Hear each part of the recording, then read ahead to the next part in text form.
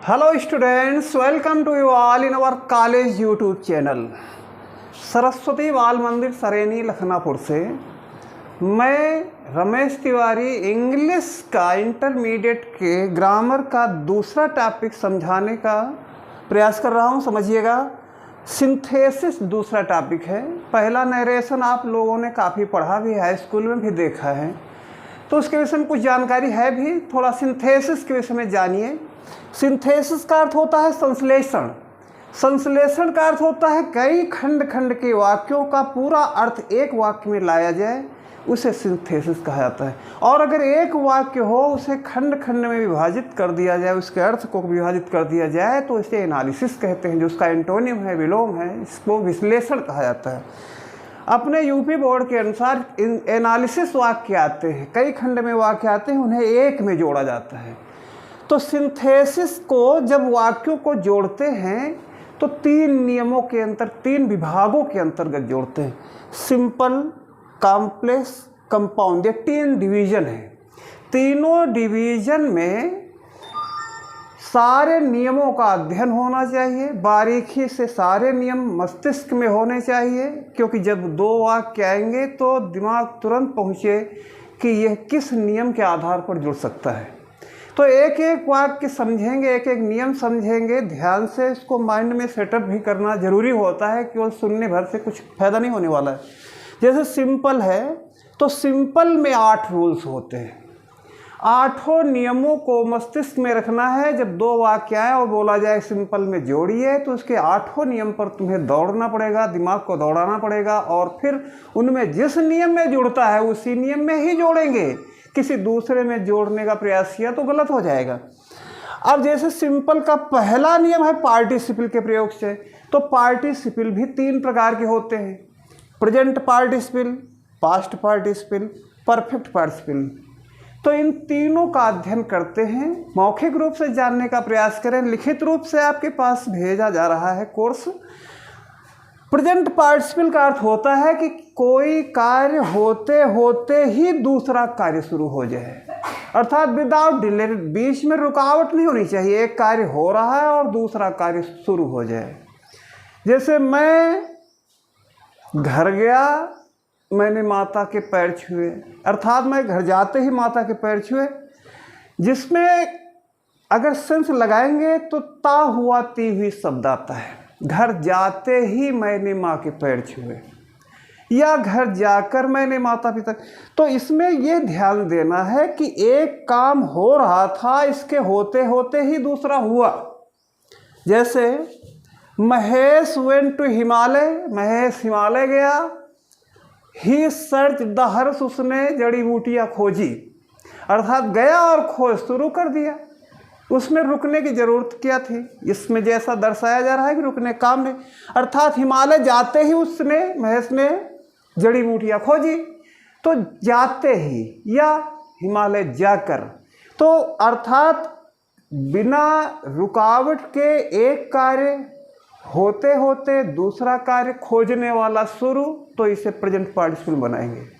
और इन शब्दों में आईएनजी लगा देते हैं बस, जिन शब्दों में ता हुआ ती हुई महसूस हो, अर्थात हिमालय जाते ही महेश ने जड़ी बूटियाँ खोजी। तो वेंट का जो फर्स्ट फॉर्म आईएनजी तो हमेशा फर्स्ट फॉर्म में ही लगती है। तो गो होता है तो गो में आईएनजी लगाएंगे, तो गोइंग टू हिमालय, फिर यहाँ पे हेड नेम रख देंगे, ये प्रोनाउन हटा देंगे। तो going to Himalaya, Mahesh search the Harsh. इस तरह से और भी वाक्य आपको सोचने पड़ेंगे, केवल ये 2-4 एग्जाम्पल्स से ही बहुत बड़ा भला नहीं होने वाला है। सुनील साय टाइगर, सुनील ने एक चीता देखा, टाइगर देखा। ही रहने में वो भाग गया, यानी देखा देखते ही भाग गया। ये तो है नहीं कि देखा फिर विचार किया फिर भागा, ऐसा नहीं। एक कार्य हो रहा था, उसने जैसे ही देखा भाग गया, तो देखते ही भाग गया। तो ता हुआ ती हुई देखने में आया, इसी में एनजी लगा देंगे। Seeing a tiger, Sunil ran away, यहाँ पे सुनील लिख देंगे, अर्थात टाइगर देखते ही सुनील भाग गया। तो इस तरह से कुछ वाक्य अपने आप से आपको लिखना है, उन पर थिंकिंग करना है। अपने बताए हुए, अपने बनाए हुए सेंटेंस पर अमल किया जाए तो ज़्यादा दिमाग सर्च करता है, लाभ होता है। कुछ बहुत किताब से भी वाक्य पढ़ लेना चाहिए। और जो पास्ट पार्टिसिपल है, पास्ट पार्टिसिपल में एक शब्द आता है पास्ट पार्टिसिपल का केवल, बस, जिसका अर्थ होता है ये पहले से ही संपन्न कार्य है। जैसे मरा हुआ, कटा हुआ, सड़ा हुआ, ये शब्द हैं, तो ये सब पास्ट पार्टिसिपल के शब्द हैं। जैसे वो परेशान है, तो परेशान हो गया है तब कहा जा रहा है वो परेशान है, तो ही इज डिस्टर्ब्ड जब लिखेंगे तो डिस्टर्ब में ईडी लगाएंगे तब वो जाके बनेगा। ये जिसमें जिन क्रियाओं में डी ईडी लगता है ये रेगुलर वर्ड्स होते हैं, और जिनमें थर्ड फॉर्म सेकंड फॉर्म में ईडी या डी नहीं लगता है वो इर्रेगुलर वर्ड्स होते हैं। तो उसी तरह से देखना है कि Gopal bought some mangoes, Gopal ने कुछ आम खरीदा। द मैंगोज वेर रॉटन, आम सड़े थे। तो उसके सामने नहीं सड़े, जो खरीदा वो सड़े थे, पहले से सड़े हुए थे, पहले से सड़े हुए, अर्थात यह स्पष्ट हो रहा है कि पहले से यह संपन्न हो गया था कार्य। तो उस शब्द में थर्ड फॉर्म ही लगाते हैं, तब वो यूज किया जाएगा। हमेशा इन बातों को ध्यान में रखना है। केवल पास होने के लिए नहीं होता है, जीवन में इंग्लिश बोलना पड़ेगा, लिखना पड़ेगा, समझना पड़ेगा, और ऐसे शब्द आएंगे तो आपको थर्ड फॉर्म यूज करके ही लिखना होगा। तो गोपाल ने कुछ आम खरीदा, आम सड़े हुए थे, अर्थात गोपाल ने सड़े हुए आम खरीदा। ये सड़ा हुआ शब्द एडजेक्टिव काम करेगा ना उनके पहले। तो Gopal bought some rotten mangoes. इसी तरह से एक और देखिए, रेखा सा स्नेक, रेखा ने एक सांप देखा। इट वॉज डेड, ये मरा हुआ था। तो जब रेखा ने देखा तो उसके सामने पहले ही से मरा हुआ था, उसके सामने नहीं मरा। तो पहले से बीता हुआ कार्य हो ना, संपन्न हुआ कार्य हो, तो उसी में थर्ड फॉर्म लगाते हैं। तो डेड स्वयं पास्ट पार्टिसिपल का शब्द है, और थर्ड फॉर्म में इसको डाइड भी लिखते हैं, डेड पास्ट पार्टिसिपल का शब्द है। तो रेखा साए डेड स्नेक, रेखा ने एक मृत सांप देखा। तो ऐसे शब्द एडजेक्टिव का भी कार्य करते हैं, और ये पास्ट पार्टिसिपल के रूप में प्रयोग किए जाते हैं। और एक परफेक्ट पार्टिसिपल के विषय में जान लीजिए। एक कार्य हो जाए, कोई भी व्यक्ति हो, एक कार्य कर रहा हो, लेकिन वो कार्य पूरी तरह से समाप्त हो जाए तब दूसरा कार्य किया जाए, तो उसे परफेक्ट पार्टिसिपल कहते हैं। जैसे एग्जाम्पल में देख लीजिए, the servant swept the house, servant नौकर ने कमरा घर साफ किया। ही वेंट टू मार्केट, वो बाजार गया। तो घर साफ करने का काम समाप्त हो गया, तब वो बाजार गया। एक कार्य हो चुका है। ऐसा ही वाक्य प्रेजेंट पार्टिसिपल में होता है, लेकिन जैसे शेर को देखकर वो भाग गया, और इसमें कमरा साफ करके वो बाजार गया। उसमें लगता है शेर वो देखा, देखते ही भाग गया। इसमें ये नहीं है कि कमरा साफ करते ही नौकर चला गया, घर साफ कर लिया तब गया। तो महसूस जब होने लगे कि एक काम पूरी तरह समाप्त हो गया, अर्थात थोड़ा थोड़ा समयांतराल भी रहा हो दोनों कार्यों के बीच में, तो परफेक्ट पार्टिसिपल बनाएंगे। और इसमें हैविंग और मुख्य क्रिया का थर्ड फॉर्म लगा करके अगले वाक्य को बनाते हैं। जैसे नौकर ने घर साफ किया, वो बाजार गया। तो हैविंग स्वेप्ट द हाउस, इस जगह पर सर्वेंट लिखेंगे, ही हटा के। The servant went to market.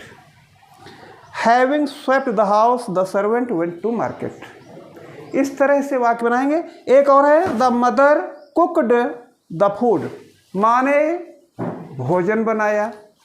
She went to temple, वो मंदिर गई। माँ ने भोजन बनाया, भोजन बनाते ही नहीं चली गई, माँ ने भोजन बनाया, बना चुकी, फिर वो मंदिर गई। महसूस हो रहा है कि एक काम पूरी तरह हो गया है, तब दूसरा काम शुरू किया गया है।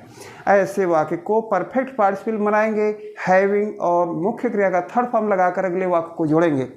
तो having cooked the food, having cooked the food, the mother went to temple.